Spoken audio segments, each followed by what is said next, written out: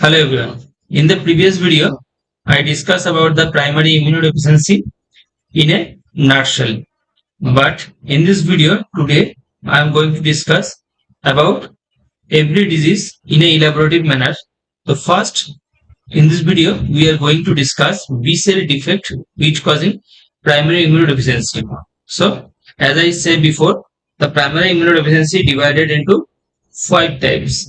The first is B cell defect, the second is T cell defect, the third is phagocyte defect, the fourth is complement system defect, and the fifth is a monocyte defect. So these are the 5 types of primary immunodeficiency, among which I am going to discuss about the B cell defect which causing primary immunodeficiency in children. So before going to discuss about every disease in a descriptive manner, first, in the previous video, I missed the primary investigation what we will do if we suspect a patient having PID. So, in this video, I covered this investigation part first, and after that, I will discuss about the disease in a elaborative manner. So, what are the investigation we will do for diagnosis of a case of PID? So, if we suspect a patient having PID, then we have to do some screening test. The first screening test is the CBC. CBC is the first investigation we have to do along with the ESR. If in CBC the total leukocyte count is much more higher than usual, like 1 lakh, 2 lakh, then we think about LED. If the leukocyte count is low, then we can think about SCID. If the neutrophil count is low, then we can think about febrile neutropenia. If the neutrophil count is much more higher, then we can think about LAD. If the lymphocyte count is also low, then we can think about some T cell defect. Next, we'll do platelet. If the platelet count is less, then we think about viscotitis syndrome or ataxia telangiectasia. If the ESR is high in a patient, then it may be a sign of chronic infection. Second investigation is peripheral blood smear, and this will differentiate from any secondary PID to primary PID. If patient is suffering from secondary PID, the patient in the peripheral blood smear we can found any blast cell or abnormal cells we will found. HIV serology to differentiate between the primary PID and secondary immunodeficiency, and chest X-ray to rule out in a tuberculosis. So these are the 4 primary investigation screening test we will do if we suspect a patient having PID. So if the report is problematic, then we go for some specific test. First test is to diagnose if the patient having T cell defect, B cell defect, or phagocytic defect. So to diagnose this T cell and B cell defect, we have to first know that the B cell is produced immunoglobulin, and T cell is mainly produced activated T cell and T4 cell. So if we found antibody is low, then we are dealing with B cell problem. If we found lymphocyte count is low, then we will deal with T cell defect. So how do you diagnose B cell defect and T cell defect? So we do quantitative immunoglobulin assay. If the immunoglobulin assay is all total low, that what are the different types of immunoglobulin? IgM, IgG, IgD, IgE, and IgA. So if all the immunoglobulin are low, then we are dealing with X-linked agammaglobulinemia or CVID. If IgM is much more higher and IgG, IgD, IgE is low, then we are dealing with class switching defect. That means hyper IgE syndrome, hyper IgM syndrome. If IgG is low and everything is normal, then we are dealing with IgG deficiency. If the IgA is less, then we are dealing with selective IgA deficiency. So we have to do quantitative immunoglobulin assay to diagnose B cell defect or T cell defect. So to diagnose function of IgM, that the IgM present or not and the IgM is working properly or not, then we have to do isohemagglutinin test assay. What do you mean by isohemagglutinin test? The blood and cell, that means A and B cells having some antigen, that is A antigen and B antigen. So if A antigen and B antigen is present and then antibody is present against A and B in vivo test, then it is that say that the isohemagglutinin test is positive. That means function of IgM is normal. If IgG, for function of IgG, we have to do anti-tetanus, anti-diphtheria antibody titer. That means we have given pentavalent vaccine in 6 weeks, 14 weeks and 10 weeks. After this, the antibody for this antigen are increases in number. So we have to assay the IgG level of this tetanus and diphtheria, and if the IgG level is higher, that means the IgG IgG function is normal. Now to diagnose T cell and B cell present or not, we have to do flow cytometry. For the B cell, the CD count is 19, and as I said, for T cell, CD count is CD3. If CD19 is absent, that means B cell is absent in the cell, which is a diagnostic point of X-linked agammaglobulinemia, and we differentiate from X-linked agammaglobulinemia from CVID, that means combined variable immunodeficiency. Now, if CD16 and 56 is absent, then the patient is suffering from LAD. If CD3 count is less, then the child is suffering from T cell aplasia, that is Dieter syndrome, SCID, and other things. To diagnose chronic granulomatous disease, that means CGD, or phagocyte problem, then we have to do nitroblue tetrazoidium dye test. It is an EMS. And also the Menon binding lectin assay. So to diagnose CGD, we have to do these two investigations. So these are the screening tests, and these are the tests we have to do for every patient having PID. If we suspect a patient having complement system, so then what are the investigations? We will do AH50 and CH50 test. Now come to the pure B cell defect. Now, as I said before in my previous video, so how B cell produce plenty of immunoglobulin. First, any antigen present in the body or enter into the body, this antigen firstly engulfed by antigen presenting cell. So antigen presenting cell, that is macrophage, NK cells, engulf the virus, and this virus is cut into different portion of proteins, and some of the protein is present in the surface of the antigen presenting cell, and this protein is shown to CD4 helper T cell, and the helper T cell is first recognize this antigen which is present in the antigen presenting cell along with MCH2. So along with the MCH2 protein, the antigen presenting cell attach it in the surface, and CD4 cell, that means helper T cell, is first sensitize this antigen and they activate, and this way the T cell get activate, So active PI cell produce some interleukin, that is interleukin 2, interleukin 1 and other.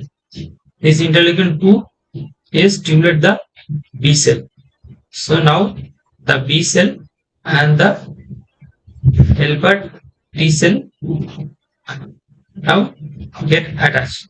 So the active T cell and B cell now get attached each other, and B cell stimulated by interleukin 2 and they are also stimulated by CD40 ligands. So CD40 ligands is a protein present in the surface of the helper T cell, and this is bind with T cell after getting activate of the T cell. So normally the CD4 ligand present inside the cell after getting activated, this CD4 T ligand present in the surface, and these will active attached with the B cell, and then the B cell get activated, and the B cell gets proliferated and then produce plasma cell, and this plasma cell produce immunoglobulin. So first immunoglobulin formed is IgM, because the matured, as I said before in my previous class, that the mature B cell, that means plasma cell, having IgM on the inside the cell, and this IgM present after getting activated in the surface. This IgM after IgM, this IgM gets then enter into the blood, and after sometimes this B cell gets also getting stimulated by this activate T cell to produce some class switching. That means this mature plasma cell now after producing IgM have to produce some other immunoglobulin. That means IgG, IgA, IgD and IgE. So this class switching is done by CD40 ligand also. The CD40 ligand bind to the B cell, and after binding there are plenty of changes in the genes of the B cell. That means B, J genes, and there is a permutation combination of these genes. There are formation of different types of Ig immunoglobulin. So this is called class switching. Or B cells not only produce IgM, they also produce some other types of immunoglobulin. This type of class switching is done only one time after by one B cell after getting activated by activated T cell. So if anything hampered in this pathway, then immunoglobulin will not produced. That means if the B cell is not matured in the thymus, then the B cell will not produce immunoglobulin, which is seen in X-linked agammaglobulinemia globulinemia. If the mature B cell is not able to produce immunoglobulin by some internal genetical defect and some protein defect, that means the B cell is normal, but the B cell cannot produce some immunoglobulin. That is seen in CVID. In X-linked, the B cell is not produced by the bone marrow. In CVID, the B cell is produced, but B cell cannot produce immunoglobulin as because some protein defect in the B cell. If the CD40 ligand is absent, that means problem in the helper T cell, or CD40 gene is not get produced in the T cell. That means CD40 ligand defect or CD40 gene defect. Then there is no class switching. That means only IgM is increased, but there is no Ig class switching, and no IgG or IgA or IgD is present in the blood. That is seen in hyper IgM syndrome. If the plasma cell cannot produce IgG only, then there is a selective IgA IgG deficiency. If the body cannot produce IgA selectively by some genetic defect, then there is a selective IgA deficiency. So these are the pathology of different types of primary B cell defects. Now, the first and the most important B cell defect is Bruton's agammaglobulinemia. So Bruton's agammaglobulinemia is the first and foremost primary deficiency which is diagnosed first in PID. This is mainly X-linked recessive disorder. That means male are only affected by this disorder. And it is also seen that some other genetic defect also present which causing X-linked agammaglobulinemia, which causing absence of production of immunoglobulin other than X-linked gene defect. That means there may be some autosomal defect also, but mostly it is seen in X-linked recessive pattern with the gene of Q22 on the long arm of chromosome X. What happened in this disease? In this disease, there is BTK gene present. This BTK gene in the chromosome 22, this BTK gene is produced tyrosine kinase enzyme.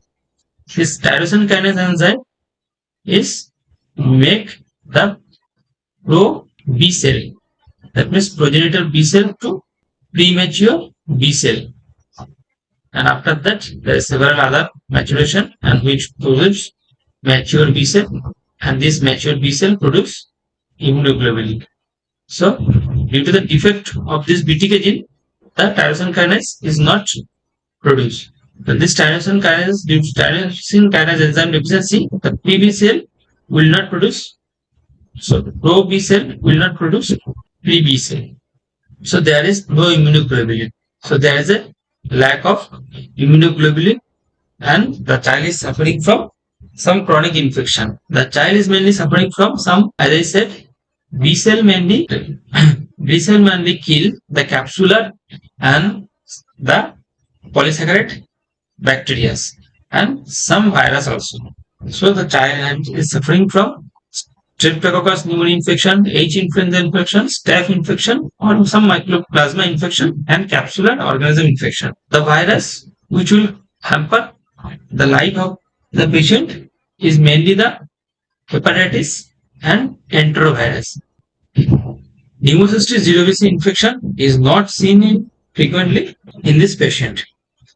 The most important point in this slide is there is absence of lymph node and tonsil. So there is no tonsil is present and no lymph node is present.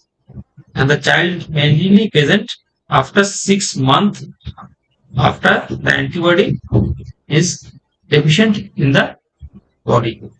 As I said, after delivery, for the first 6 months, mother's antibody, mainly IgG, is present in the children's blood. After 6 months, the IgG antibody is deficient in the mother's antibody, is destroyed in the children's body, and there is a lack of immunoglobulin, and the child now attacked by some bacteria like Streptococcus infection, Haemophilus influenzae. If the child is suffering from some serious infection, then think about E. coli virus and Coxsackie virus. There are also presence of some myositis in this patient. So age is presentation is mainly after 6 months, 2 to 3 years, and this child is suffering from recurrent sinopulmonary infection. That means sinus infection, lung infection, that means pneumonia or some respiratory tract infection and upper respiratory tract infection also. So what will be the treatment? The treatment is giving immunoglobulin. So IVIG is the treatment of choice. And how we will diagnose this patient? We'll do flow cytometry for this patient to see B cell is present or not. As I said, B cell will not produced. So there is a complete absence of B cell. So the lymphocyte count is normal or decreased. But in the flow cytometry, we have seen that the B cell is less or absent. So absent of circulating B cell by the flow cytometric, that means CD19 is deficient, then it will diagnose X-linked agammaglobulinemia. Now come to the second disease, that is common variable immunodeficiency. What do you mean by what is the pathology in this disorder? In this disorder, the B cell is normally produced by the stem cells. So B cells are present in the body, but the B cell will not produce immunoglobulin. Any type of immunoglobulin is not produced by the B cell. That means the B cell, the mature B cell is present, but the mature B cell will not produce any immunoglobulin by some genetic defect or mutation in some genes which prevent the formation of some protein, which protein will lead to formation of mature B cell to plasma cell and make some immunoglobulin. The most common mutation is ICOS mutation, ICOS gene mutation, or FR gene mutation, or DNFR. That means DNFR receptor gene mutation. And these are the proteins which present in the surface of the B cell. So this surface protein will not present, and there is absence of production of immunoglobulin. So normal or high B cell without immunoglobulin. So if we do assessment of immunoglobulin, that means quantitative assay of immunoglobulin. The quantitative assay of immunoglobulin, the immunoglobulin is low, but the B cell is normal. So how to differentiate from CVID to Bruton's? In Bruton's, the B cell is less, but CVID, the B cell is normal. So if you do CD19, that means flow cytometry, that will diagnose X-linked disease. So if we do a screening test for immunoglobulin assay, we cannot differentiate from CVID to X-linked agammaglobulinemia, because in both the cases the immunoglobulin is low, but in CVID the B cell is normal, that means CD419 count is normal, and in X-linked the B cell is low. And the clinical differentiating point is tonsil lymph node and spleen is palpable, and also there is a hypersplenomegaly may be seen. That means splenomegaly may be seen. In this CVID, there may be a chance of autoimmune disease, and lymphomas, chance of lymphomas may be high. That means the child is suffering from some autoimmune disease like Crohn's disease, ulcerative colitis, or some asthma disease, hemolytic anemia, thrombocytopenia. This type of autoimmune disease may be present in this CVID, and there is chance of lymphoma in this patient. And the treatment protocol is giving IVIG to this patient if the child is suffering from immunodeficiency. The age of presentation is mainly after 2 years. So the severity of the disease is much more less than X-linked, and the most common infection caused by this CVID is cytopulmonary infection caused by some capsular organism, just like B cell. And there is less chance of enteroviral encephalitis, which is normally seen in X-linked agammaglobulinemia. Now come to selective IgA deficiency. As I said, selective IgA deficiency is the most common PID, and in this disease there is absence of IgA in the blood. So IgA is less, but other immunoglobulin is normal, and B cell count is also normal. So if we do quantitative assay, then we may see that the immunoglobulin count is normal, but if we differentiate different types of immunoglobulin assay, then the IgA count is less, and the IgA mainly present in the different types of tract. Every tract there is presence of IgA. That means respiratory tract, GI tract, and the bladder tract. So the child may suffering from some respiratory problem, that means cytopulmonary infections like pneumonia, upper respiratory tract infection, or child is suffering from some serious GI problems, that means recurrent diarrhea or other GI symptoms. So the most common GI symptoms are gastrointestinal giardiasis is the main common presentation. And in this selective IgA deficiency, the child having some autoimmune disease and also celiac disease may also seen. Some of the selective IgA deficiency patient may goes to CVID in the later disease progression. So this selective IgA deficiency patient may after fevers may suffer from CVID. So some disease or some drug may cause selective IgA deficiency and which lead to CVID, just like penicillamine, phenytoin, sulfasalazine. So this is also MCQ. Phenytoin, D-penicillamine, sulfasalazine. These drugs can cause CVID and also selective IgA deficiency. Now the next type is IgA subclass deficiency. As I said before in my previous video that there are 4 types of IgG: IgG1, IgG2, IgG3 and IgG4. IgG1 mainly kill the bacteria of Titanius diphtheria. IgG2 mainly kill the polysaccharide capsular organism. The IgG3 mainly kills the kills the viridia, kills the virus, and IgG4 kills the parasite. So, if a patient having IgG subclass deficiency, there may be normal lymph node permeable. The child is suffering normal, having normal B cell, normal immunoglobulin, but the IgG may be low, or in some cases IgG may be high. So different types of IgG. Suppose a patient having IgG1 deficiency, the patient may having high IgG, but other than IgG1, IgG2, G3, G4 may be high, but IgG1 is low. So how will you suspect a patient having IgG deficiency? The child is suffering from recurrent infection. The IgG level is normal to high.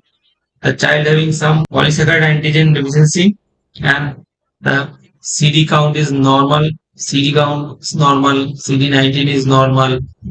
The child having normal immunoglobulin, but the child may suffering from different types of an infection recurrently. Then we go for IgG function, CD, and after that we do subclass of IgG assessment. Some patient of IgG deficiency will go to form CVID after few years in their life. Now come to the next disease, that is hyper IgM syndrome. What do you mean by hyper IgM syndrome? As I said, the mature B cell, pathology behind is the mature B cell which produce the mature IgM first after getting presence of antigen.